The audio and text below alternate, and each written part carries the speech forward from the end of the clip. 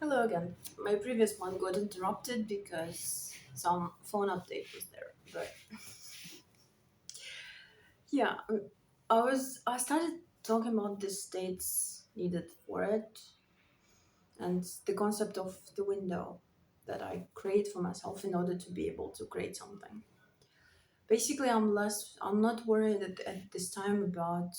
Um, I'm really wondering whether I set the camera right, but we'll just try to go with it. Okay. So I'm less worried about when, how, when, you know, whatever will happen.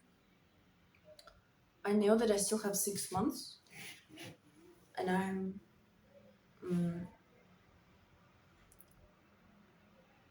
less worried about when exactly during those 6 months things will play out and how this will happen.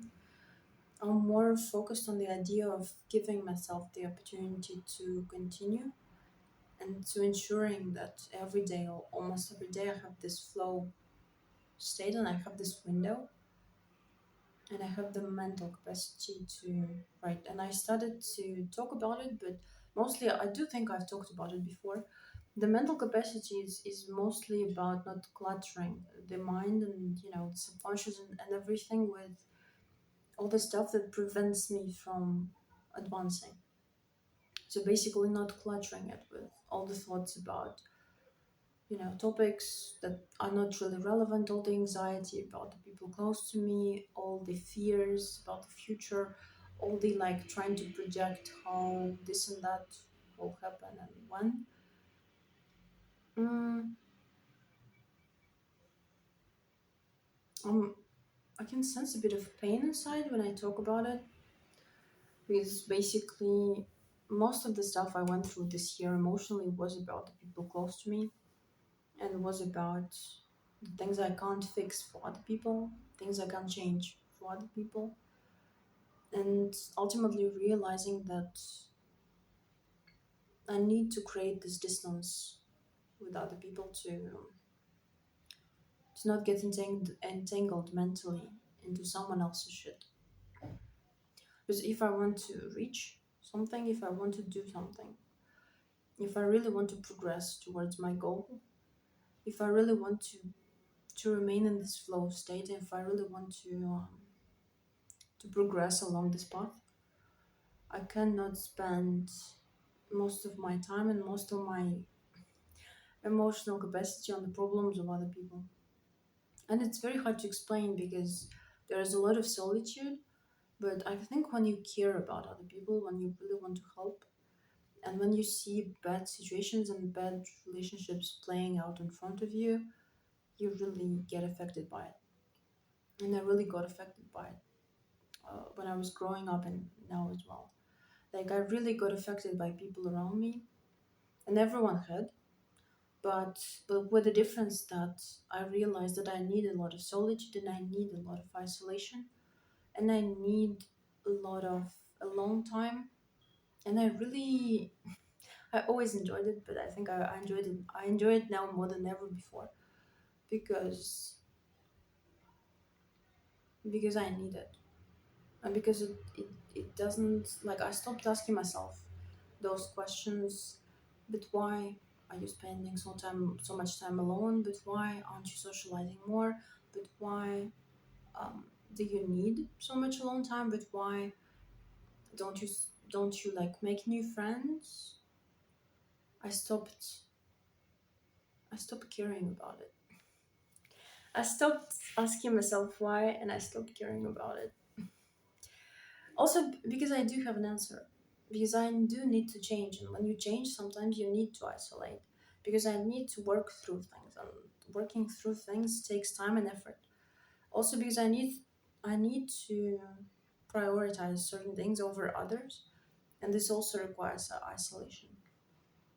And this is the way it is, meaning like sometimes I think there are times to work on yourself, and if you really want to work on yourself, I think I only got sorry, my thoughts are like jumping from subject to subject because I began with the writing routine. and I'm now on the self improvement again. But I think I only realized what it means working on yourself. Like, I always knew that expression, but I only realized what it means this year. I only realized what it truly is this year, because I never actually knew what is this working on yourself. I didn't understand. I didn't understand because I thought I was working on myself, and in a way I was, but I never, especially in the physical, like in the physical appearance, for example, I never saw any changes. I never, like, nothing changed that much. And I always wondered, but if I am working on myself, if I'm investing so much time, for example, in physical activities, if I'm investing so much time in myself, shouldn't there be change? Or if I'm investing so much time in the creative field, shouldn't there be movement? Or if I'm investing so much time in relationships, shouldn't I evolve? And I did, but I don't think I ever in my life had such progress as I did this year, I think. And partially because I isolated myself, and partially because I truly got what it is to choose yourself, really. Because I never actually was choosing myself before. I kind of always, whenever somebody else asked me something, I found a way to do it for them. I never, well, whenever something was needed, I was always ready. Whenever someone challenged me, I always agreed with them. Whenever someone said, like, you don't need this, you shouldn't be doing this, I outwardly agreed. Whenever someone wanted my time, I always tried to find a way to give it to them. Like, basically, whenever people wanted something from me, I always was like, I'll find a way to give it to you. Yeah, okay. I'll find a way. And this, like, I always try to be open. And I'm talking and I'm feeling like this constraint inside of me, this like almost contraction. Not like a gynecological contraction, but like a knot tightening up. Because I didn't really want to. I didn't want to do those things. I I wanted to pay more attention to myself, to listen to myself, to concentrate on myself, to understand myself, to work with myself, to work with my limitations, to push my barriers, to be softer with myself. I just needed to be to change. I needed some time and some time away from the people who constantly want stuff from me. And then, of course, people are surprised when you are changed. People are very surprised, actually. This is like a topic for another video, but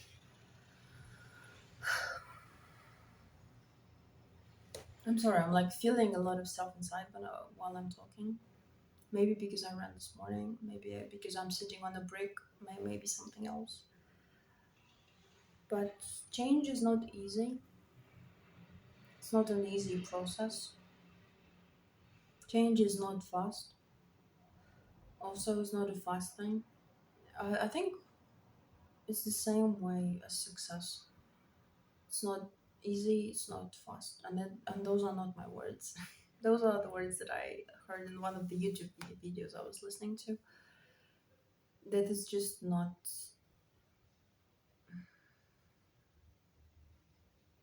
yeah, it's just not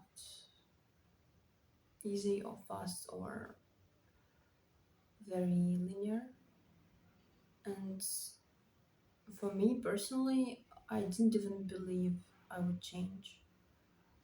I didn't even believe I needed to. I didn't even believe I would get very far. Like when I started this in the beginning, I I didn't really believe in myself, and I still have this part of myself that doesn't believe. And this is what I'm fighting this year. I think this part of myself that doesn't believe, that doesn't believe, that doesn't believe. Because it's very hard. Like it's much easier to actually do the thing.